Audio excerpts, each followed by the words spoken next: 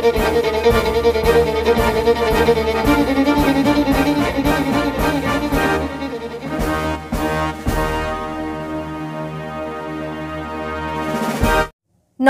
আমি সাক্ষ্যদীপা। ব্রততী পরম্পরা ডিজিটাল নিউজে আপনাদের স্বাগত। আজকের শিরোনামে, কৃষক আন্দোলনে আবারও উত্তাল রাজধানী, বিস্মৃত বাঙালি উদ্যোগপতি হেমেন্দ্র মোহন বসু। রূপকথা আর বাস্তবের আলো ছায়ায় সৌকর্যর ভূতপরি।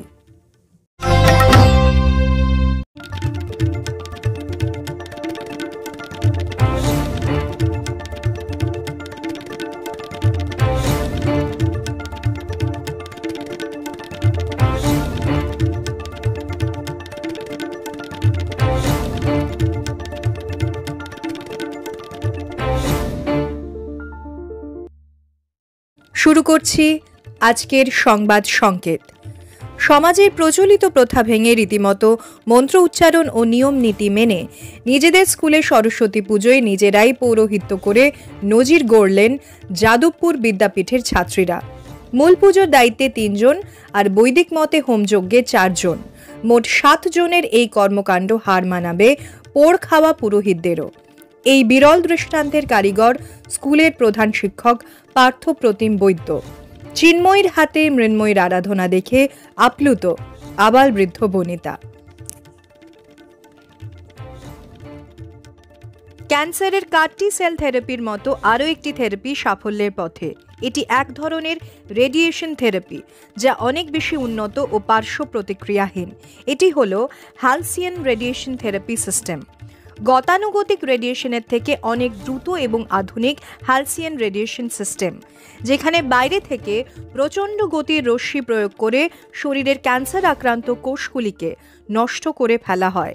রেডিয়েশন থেরাপিতে এমনভাবে টার্গেট স্থির করা হয় যে মেশিন থেকে বের হওয়া রশ্মি বা প্রোটন কণা শুধুমাত্র আক্রান্ত কোষকেই ধ্বংস করবে, আশেপাশের সুস্থ কোষে ছোঁয়াও লাগবে না। তামিলনাড়ুর সবচেয়ে পিছিয়ে পড়া এলাকা তিরুভান্নামালাই জেলার পুলিয়ার গ্রামের আদিবাসী তরুণী মাত্র 23 বছর বয়সে তামিলনাড়ু পাবলিক সার্ভিস কমিশনের কঠিন পরীক্ষায় পাশ করে হলেন সিভিল কোর্ট জাজ। নাম ভি শ্রীপথি। যে গ্রামে অল্প বয়সে মেয়েদের বিয়ে দেওয়ায় রীতি, সেখানে অদম্য জেদ আর কঠিন পরিশ্রমকে সম্বল করে কয়েক দিনের সন্তানকে কোলে নিয়ে শ্রীপথি তার লক্ষ্য ভেদ করেছেন। তার এই কীর্তিকে কুর্নিশ জানিয়েছেন তামিলনাড়ুর মুখ্যমন্ত্রী MK স্ট্যালিন। দাবি মোট 3টি। স্বামীনাথন কমিশনের প্রস্তাব মেনে ফসলের ন্যায্য সহায়ক মূল্যের আইনি নিশ্চয়তা দিতে হবে সরকারকে। সমস্ত কৃষি ঋণ মকুব করতে হবে। 2020 থেকে 21 সালের প্রতিবাদ আন্দোলনে কৃষকদের বিরুদ্ধে রুজু হওয়া মামলা খারিজ করতে হবে। এই 3টি দাবি আদায়ের লক্ষ্যে আবারও উত্তাল রাজধানী। কৃষকদের 2টি বড় সংগঠন সংযুক্ত কিষাণ মোর্চা এবং কিষাণ মজদুর মোর্চা ছাড়াও পাঞ্জাব, হরিয়ানা ও উত্তরপ্রদেশের 350টির মতো কৃষক সংগঠন মিলে ডাক দিয়েছে দিল্লি চলো। প্রশাসনও নেমেছে কোমর বেঁধে। কৃষক সংগঠন এবং কেন্দ্রীয় সরকারের এই দ্বৈরথের সর্বশেষ পরিস্থিতি সম্বন্ধে জেনে নেব এবার। 2020 সাল নতুন এক কৃষি আইনের প্রস্তাব আনে কেন্দ্রীয় সরকার। প্রস্তাবিত এই আইনের কিছু অংশের বিরোধিতায় 2020 সালের আগস্ট মাসে দিল্লিতে আন্দোলন শুরু করেন কৃষকেরা। অনেক ঘাত প্রতিঘাতের মধ্যেও এই আন্দোলন চলেছিল 2021 সালের ডিসেম্বর পর্যন্ত। এই তীব্র আন্দোলনের মুখে পড়ে আইন পাশ করিয়েও পিছু হটতে বাধ্য হয় কেন্দ্রীয় সরকার। সব ফসলের ন্যূনতম সহায়ক মূল্য বা MSPর আইনি নিশ্চয়তার আশ্বাস তখন দেওয়া হলেও পরে আর কোনো পদক্ষেপ করা হয়নি বলে অভিযোগ কৃষক সংগঠনগুলির। তাই গত মঙ্গলবার থেকে আবার শুরু হয়েছে দিল্লি চলো অভিযান। কৃষক আন্দোলন প্রতিরোধের অতীত অভিজ্ঞতা থেকে শিক্ষা নিয়ে একাধিক পরিকল্পনা করেছিল স্থানীয় প্রশাসন। দিল্লিতে 1 মাসের জন্য জারি করা হয়েছে 144 ধারা। 12ই মার্চ পর্যন্ত 144 ধারা জারি থাকবে রাজধানীতে। মোতায়েন করা হয় অতিরিক্ত 50 কোম্পানি পুলিশ। বন্ধ করে দেওয়া হয় ইন্টারনেট পরিষেবা। দিল্লির সীমানা এলাকার জায়গায় জায়গায় কংক্রিটের দেওয়াল তৈরি করা হয়েছে, বসানো হয়েছে কাঁটাতারের বেড়া এবং পেরেক কাঁথা পাটাতন, মোতায়েন করা হয়েছে বিশাল পুলিশ বাহিনী। শেষ মুহূর্তে প্রতিবাদী কৃষকদের বুঝিয়ে আন্দোলনের পথ থেকে সরিয়ে আনার চেষ্টা করেছিল কেন্দ্র। সোমবার মধ্যরাতে চণ্ডীগড়ে কৃষকদের প্রতিনিধি দলের সঙ্গে বৈঠকে বসেন কেন্দ্রীয় কৃষিমন্ত্রী এবং কেন্দ্রীয় শিল্প ও বাণিজ্য মন্ত্রী।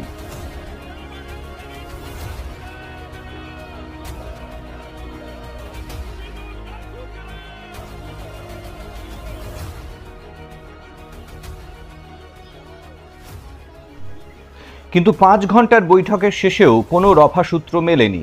শুরু হয়ে যায় আন্দোলন। বিগত 4 দিন ধরে উত্তাল পাঞ্জাব হরিয়ানা সীমানা। দফায় দফায় উত্তপ্ত হয়েছে পাঞ্জাব হরিয়ানার শম্ভু বর্ডার। কড়া নজরদারি চালানো হচ্ছে দিল্লির বর্ডারগুলিতেও। প্রথম দিন থেকেই শম্ভু বর্ডারে কৃষকদের ছত্রভঙ্গ করতে কাঁদানে গ্যাস ছোড়ে পুলিশ। এমনকি ড্রোনও ব্যবহার করা হচ্ছে কাঁদানে গ্যাস ছোড়ার জন্য। গত কয়েকদিন ধরে কৃষক সংগঠনের প্রতিনিধিদের সঙ্গে দফায় দফায় আলোচনায় বসেছেন কেন্দ্রীয় কৃষিমন্ত্রী অর্জুন মুন্ডা, শিল্প ও বাণিজ্য মন্ত্রী পীযূষ গোয়াল এবং স্বরাষ্ট্র প্রতিমন্ত্রী নিত্যানন্দ রায়।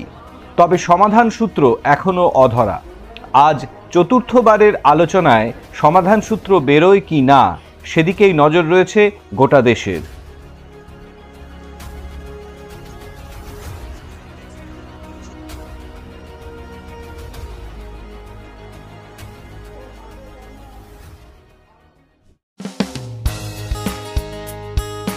ব্রততী পরম্পরা ও কাব্যায়নের বিভিন্ন শাখায় অফলাইন ও অনলাইন আবৃত্তি প্রশিক্ষণের জন্য ভর্তি চলছে। কবির রোড, সল্টলেক, বারাকপুর, সোনারপুর, চুঁচুড়া, বেহালা, শ্রীরামপুর, শ্যামবাজার ও শান্তিনিকেতন শাখায় ভর্তির জন্য যোগাযোগ করুন এই নাম্বারগুলিতে।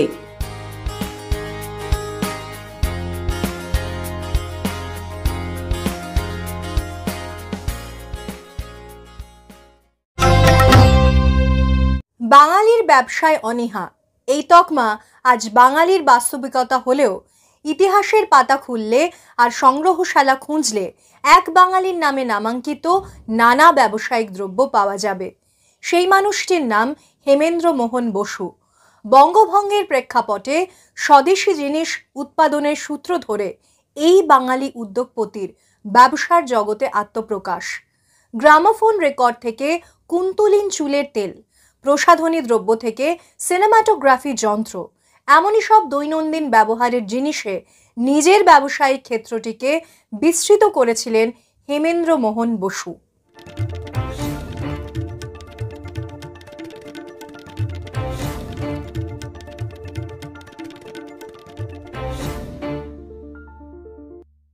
কেশে মাখো কুন্তলিন, রুমালেতে দেলখোস, পানে খাও তাম্বলিন, ধন্য হোক এইচ বোস। 100 বছরেরও আগের এই ছড়ায় এইচ বোসের নামের ব্যক্তিটি আজ বিস্তৃত হলেও একসময় তার আদর্শ ও কর্মময় জীবন তাকে বাঙালির বিজনেস আইকন হিসাবে প্রতিষ্ঠা এনে দেয়। হেমেন্দ্রমোহন বসুর জন্ম 1864 সালের পূর্ববঙ্গের ময়মনসিংহের বসু পরিবারে। তার নিজের কাকা আনন্দমোহন বসু ছিলেন ভারতের প্রথম র্যাংলার ও ভারতীয় জাতীয় কংগ্রেসের একজন প্রতিষ্ঠাতা। তার আরেক কাকা হলেন বরেণ্য বিজ্ঞানী আচার্য জগদীশচন্দ্র বসু। এহেন পারিবারিক প্রভাব ও নবজাগরণের চিন্তাধারা হেমেন্দ্রমোহনকেও অনন্য কিছু করতে উৎসাহ দেয়। কলকাতা বিশ্ববিদ্যালয় থেকে বিএ উত্তীর্ণ হওয়ার পর মেডিকেল চর্চা ছেড়ে হেমেন্দ্রমোহন 1894 সালে নিজের প্রথম প্রসাধনী ব্যবসা আরম্ভ করলেন।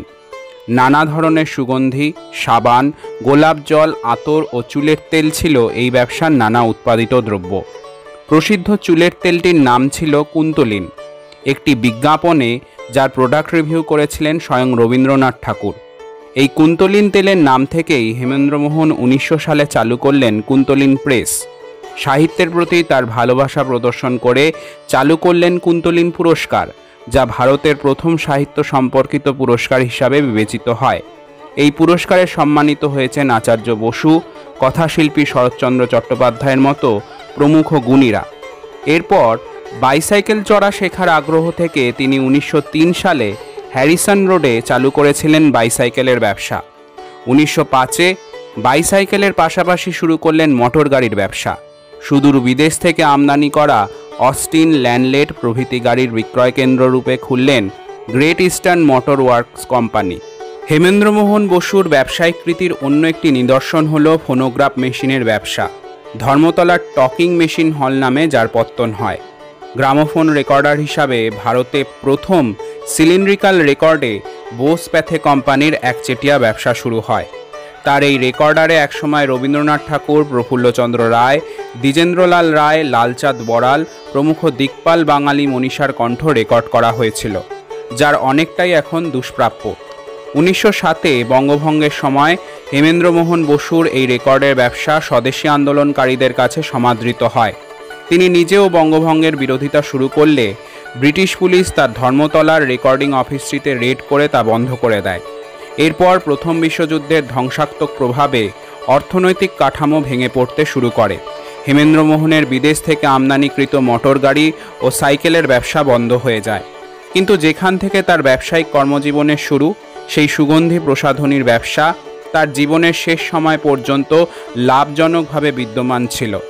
আমবাঙালির ঘরে ঘরে দিনের শুরু থেকে শেষে নানা ব্যবহারে এইচ.এম. বোসের সাবান, তেল, দাঁতের পাউডার, তাম্বুলিন ইত্যাদির প্রয়োজন হতো।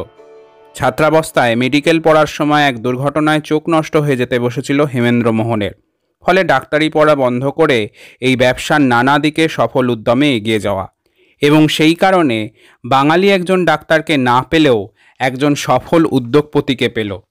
বর্তমানে যখন বাঙালি তার পেশা নির্বাচনে ডাক্তারি, ইঞ্জিনিয়ারিং, আমলা বা কেরানি বৃত্তিতে বেশি প্রাধান্য দিয়ে পরের উদ্যোগে গোলাম হয়ে কাজ করার ক্ষেত্রে আগ্রহী, তখন হেমেন্দ্রমোহন বসুর মতো একজন প্রাতঃস্মরণীয় উদ্যোগপতির জীবন আদর্শকে বাঙালির পুনরায় বিশ্লেষণ করা দরকার। ব্রততী পরম্পরা ও কাব্যায়নের বিভিন্ন শাখায় অফলাইন ও অনলাইন আবৃত্তি প্রশিক্ষণের জন্য ভর্তি চলছে। কবির রোড, সল্টলেক, বারাকপুর, সোনারপুর, চুঁচুড়া, বেহালা, শ্রীরামপুর, শ্যামবাজার ও শান্তিনিকেতন শাখায় ভর্তির জন্য যোগাযোগ করুন এই নাম্বারগুলিতে।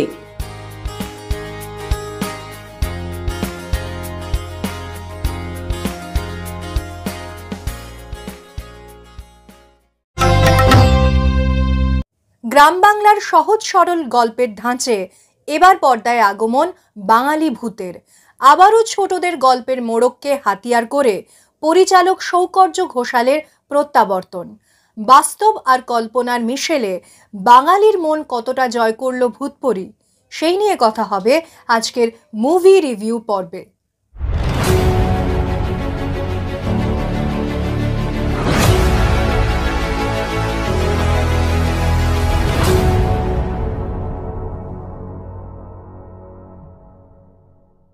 নমস্কার, আজকের মুভি রিভিউ পর্বে আপনাদের সকলকে স্বাগত। আমি শ্রীতমা। আজকে কথা বলবো ভূতপরীকে নিয়ে। হ্যাঁ, এই নামটার মধ্যে একটা অদ্ভুত মিশেল রয়েছে। কিছুটা গা ছমছমে ব্যাপার, আবার কিছুটা আমাদেরকে নিয়ে যায় রূপকথার জগতে। ঠিক তেমনি কল্পনার মোড়কে বাস্তবকে তুলে ধরে পর্দায় আত্মপ্রকাশ ভূতপরীর। সৌকর্য ঘোষালের সিনেমা মানেই ছোটদের একটা আলাদা ভূমিকা থাকে, সেটা পর্দায় হোক বা দর্শক মহলে। শিশু শিল্পীদের সিনেমার উপযোগী করে তাদের অভিনয় সত্তাকে কি করে বের করে আনতে হয়, সেক্ষেত্রে কিন্তু পরিচালকের মুন্সিয়ানার আমরা আগেই পরিচয় পেয়েছি, এবং এক্ষেত্রেও তার ব্যতিক্রম হয়নি। সব রকম দৃশ্যেই শিশুশিল্পী বিষান্তক মুখার্জির অভিনয়ের প্রশংসা আলাদা করে করতেই হয়। এছাড়া তো জয়া আহসান, ঋত্বিক চক্রবর্তী, শান্তিলাল মুখার্জির কথা নতুন করে কিছু বলার নেই। বরাবরই নিজেদের চরিত্রকে প্রাণ দিতে তারা সবটুকু উজাড় করে দেন। অভিনয়ের পাশাপাশি সিনেমার গল্পও বেশ ঝকঝকে, জটিলতাবিহীন, একদম সহজ সরল একটা বাস্তব ভিত্তির ওপরে গল্প এগিয়েছে। মেয়েদের গয়নার প্রতি আকর্ষণ কখনো কখনো যে একটা মানসিক ভ্রম হতে পারে, আবার সমাজের কাস্ট ব্যবস্থা নিয়ে যে একটা পিছিয়ে পড়া দিক রয়েছে, সবটাই কিন্তু এই গল্পের মধ্য দিয়ে উঠে এসেছে। আবহ সঙ্গীতের ভূমিকাও বেশ কিছু দৃশ্যে বেশ জোরালো। শুধু সিনেমাটা শেষ হওয়ার পর যেটা মনে হলো যে একটু একটু করে ধীরে ধীরে পরিচালক যেভাবে গল্পটাকে ক্লাইম্যাক্সের দিকে এগিয়ে নিয়ে গেলেন, কিন্তু শেষটায় যেন একটু বেশি তাড়াহুড়ো করে ফেলেছেন। আরও একটু জোরালোভাবে কিন্তু শেষটা বোঝানো যেতে পারত। তুলনামূলকভাবে ছবির দৈর্ঘ্য একটু কমের দিকেই, তো আরও একটু সময় ধরে গল্পটাকে বা পুরো ব্যাপারটাকে আরও একটু জোরালোভাবে কিন্তু এস্টাবলিশ করতেই পারতেন পরিচালক। আর এই ধরনের ছবিতে ভিএফএক্স এর ব্যবহারও ভীষণ গুরুত্বপূর্ণ, সেদিকেও আরও একটু সচেতন হওয়া প্রয়োজন ছিল বলে আমার মনে হয়।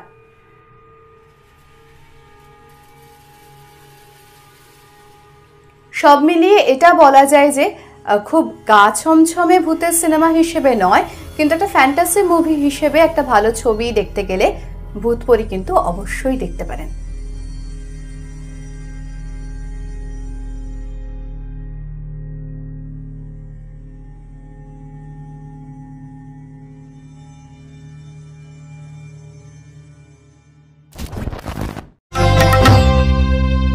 আজকের খবর এ পর্যন্তই।